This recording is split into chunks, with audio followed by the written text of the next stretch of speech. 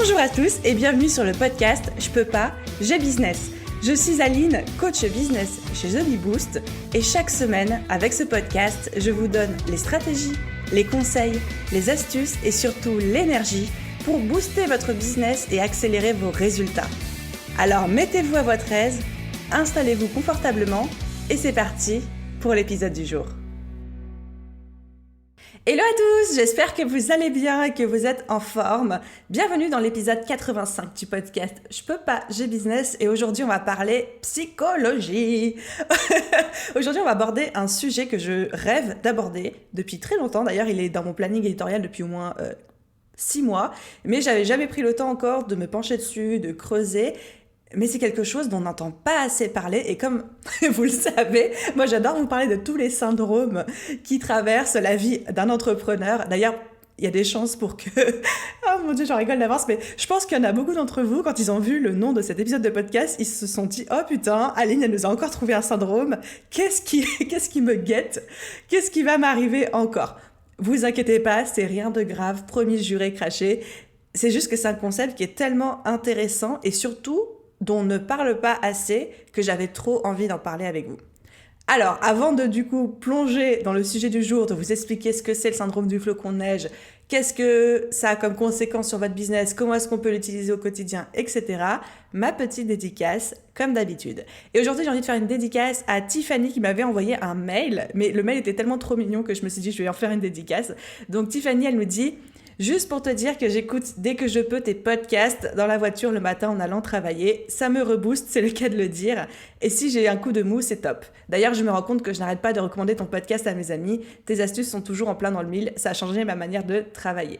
Donc Tiffany, je t'ai déjà remercié par mail, mais encore merci publiquement cette fois-ci pour ton mail. Ça me fait tellement plaisir comme chacun de vos retours. Encore une fois, même si je peux pas faire des dédicaces à tout le monde tout le temps, j'essaie toujours de vous faire un retour. Et je lis chacun de vos messages et ça me va droit au cœur. Donc merci, parce que c'est une très belle manière de soutenir le podcast et pas seulement le mien. Si vous voulez soutenir un podcast que vous écoutez au quotidien, qui vous aide, qui vous inspire, qui vous motive, etc., le meilleur moyen, c'est vraiment de laisser une note ou un commentaire. Donc laissez aux créateurs de podcasts que vous admirez une note, un commentaire ou même juste un petit mail. Vous n'avez pas idée à quel point ça fait la différence dans leur quotidien en fait.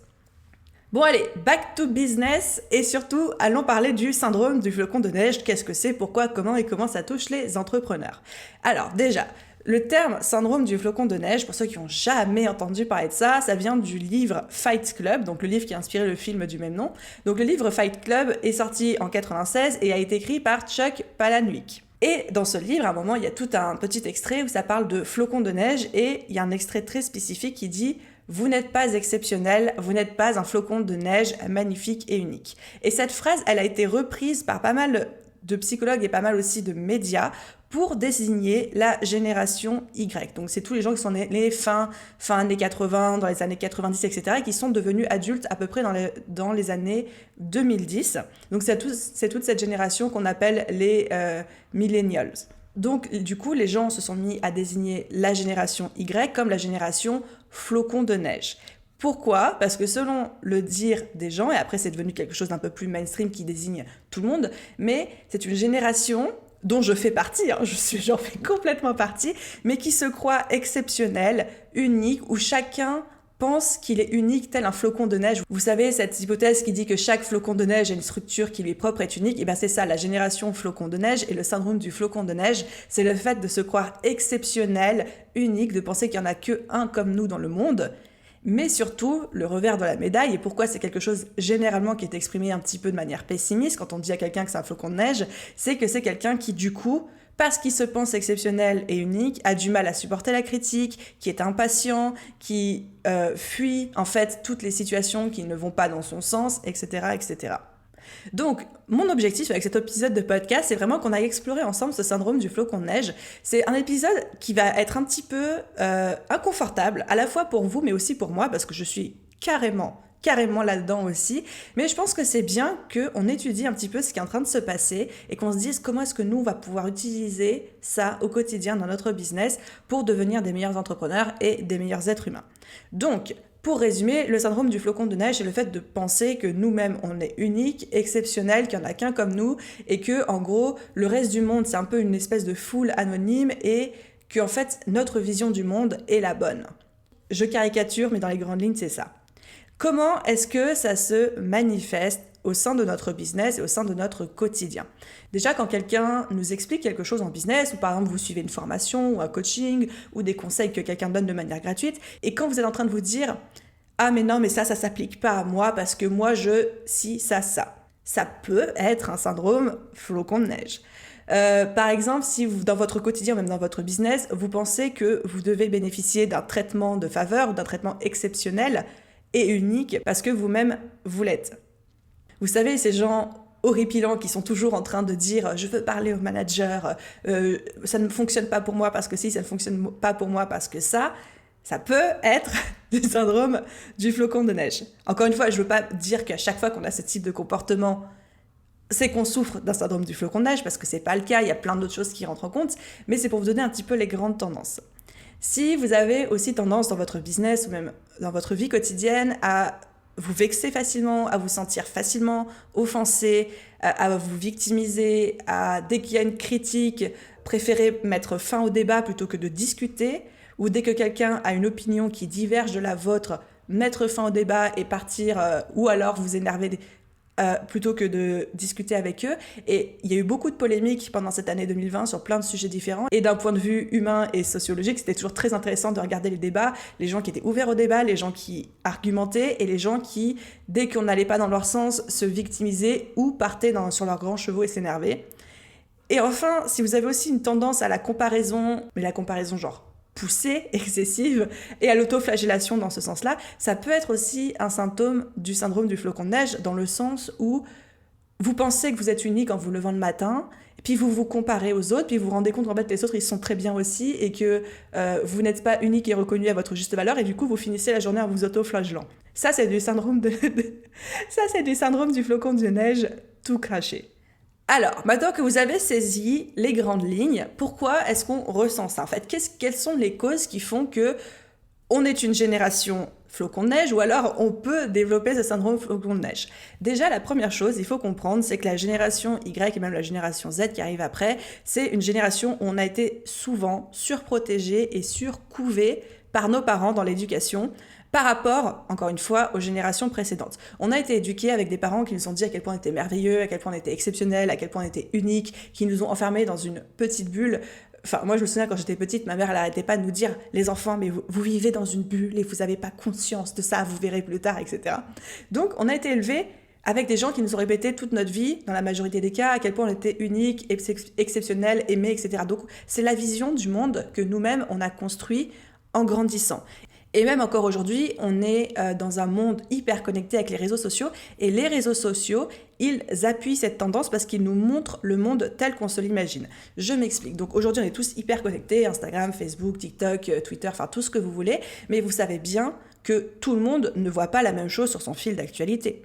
Que les algorithmes font en sorte de vous montrer uniquement les contenus qui sont susceptibles de vous intéresser. Donc ça, c'est pour vous faire rester plus longtemps sur l'application, blablabla, enfin, pour toutes les bonnes raisons du monde, mais ça contribue carrément à vous renvoyer une vision du monde qui n'est pas la vision du monde réel, mais que c'est celle que vous vous êtes construit sur mesure pour vous-même. Et c'est très important de saisir cette nuance, c'est qu'aujourd'hui, moi, si je me connecte sur le feed, mon feed Facebook, je ne vais pas le voir le même que celui de ma meilleure amie, qui elle-même ne va pas voir celui de X ou Y personne. Mais du coup, moi, ce que je vois sur mon feed Facebook, c'est un contenu qui a été créé sur mesure pour moi, mais du coup, ça me renvoie une vision du monde qui est fausse, qui est juste la vision du monde qui est telle que moi, je l'imagine. Mais du coup, c'est un peu le serpent qui se mord la queue, parce que plutôt que de me stimuler, me challenger à voir le monde différemment, on me confirme sur les réseaux sociaux, avec les feeds qu'on crée sur mesure pour moi, que le monde est tel que je me l'imagine. Et donc, je m'enferme dans un cercle vicieux, où après, j'ai l'impression que ma vision des choses est la même pour tout le monde. Et ça peut amener à plein de biais. Donc ça, c'est un peu ce qu'on appelle, je survole le concept, mais c'est un petit peu le concept de la dissonance cognitive. C'est quelque chose dont les psychologues parlent beaucoup en ce moment. Voilà, le fait d'être dans cette espèce de cercle vicieux ou de serpent qui se mord la queue, où la vision du monde fausse, erronée qu'on se construit, est nourrie par des facteurs extérieurs qui renforcent ça chez nous.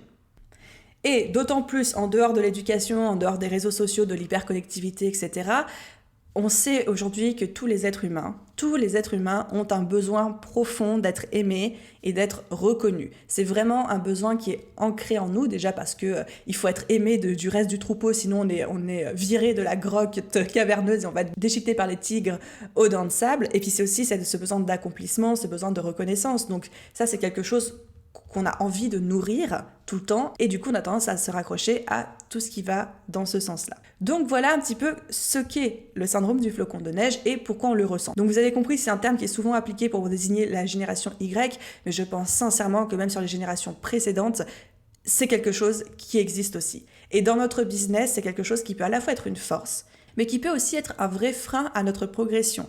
Alors comment est-ce qu'on utilise ça dans notre business au quotidien ?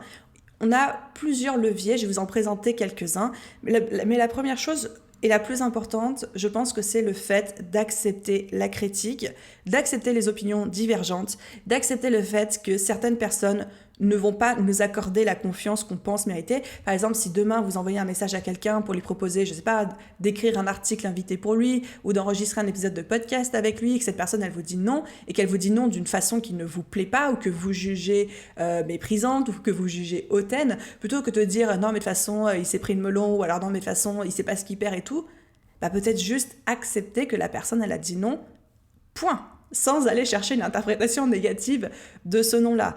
Et de la même manière, si quelqu'un un jour vous critique sur les réseaux sociaux ou n'est pas d'accord avec quelque chose que vous dites, par exemple, peut-être que certains d'entre vous ne seront pas d'accord avec ce que je raconte dans ce podcast, mais je l'accepte et je ne vais pas me vexer et je ne vais pas monter sur mes grands chevaux parce que quelqu'un ne va pas dans mon sens. Donc ça va être la première chose et le premier levier sur lequel vous pouvez travailler au quotidien, c'est vraiment accepter que tout ne va pas dans votre sens et que la vision du monde des autres ne correspond pas forcément à votre vision du monde à vous, et c'est bien normal. La deuxième chose qu'on peut mettre en place dans notre business, c'est d'accepter que chaque être humain est unique. Nous sommes uniques. Je pense qu'on est tous des flocons de neige, mais que du coup tout le monde est des flocons de neige aussi. Et du coup, il n'y a pas nous qui sommes mieux que les autres, mais tout le monde qui est aussi bien que tout le monde. Du coup, chaque être humain autour de nous, chaque être humain autour de vous est un flocon de neige aussi. Et du coup, non seulement il faut que vous le perceviez comme tel, mais lui aussi se perçoit comme tel. Donc, acceptez que moi, Aline, du haut de mon ego et de mon syndrome du flocon de neige, j'ai l'impression d'évoluer dans une vie où tout tourne autour de moi. Mais c'est normal parce qu'on est dans notre corps, on est dans notre tête, donc on a l'impression d'être l'acteur de notre propre vie. Il faut accepter que chaque personne autour de nous a cette même vision de son environnement aussi. Donc vous pensez être l'acteur principal de votre vie et que tous les autres sont un peu une espèce de foule indistincte autour de vous. Mais chaque personne que vous croisez dans la rue, chaque personne à côté de qui vous vous asseyez dans les transports en commun, chaque personne qui commente sur vos réseaux sociaux, c'est une personne qui elle-même est persuadée d'être l'acteur principal de sa propre vie. Et vous n'êtes qu'un acteur secondaire, voire même un figurant dans son film à elle. Donc il faut comprendre et accepter cette vision où chacun en fait est au centre de sa propre vie et pas penser que les autres vous doivent quelque chose ou vous doivent tel ou tel comportement parce que c'est votre vie à vous. Troisième chose pour utiliser le syndrome du flocon de neige au quotidien, c'est du coup d'aller un petit peu plus loin dans cette réflexion et de se dire « moi j'ai besoin d'être considéré comme quelqu'un d'unique ». Je veux dire, c'est comme ça qu'on explique que les quiz en ligne fonctionnent aussi bien. Les quiz du style « quel style de mangeur de pizza êtes-vous » ou alors les tests de personnalité qui cartonnent, etc. Pourquoi est-ce qu'on aime autant ça ? Parce que c'est quelque chose qui nous dit à quel point on est unique, à quel point on est talentueux, à quel point on est brillant, quelles sont nos forces, quel est notre profil, etc. Donc non seulement on aime en apprendre plus sur nous-mêmes, mais surtout ça renforce à 2000% tout ce sentiment du syndrome du flocon de neige.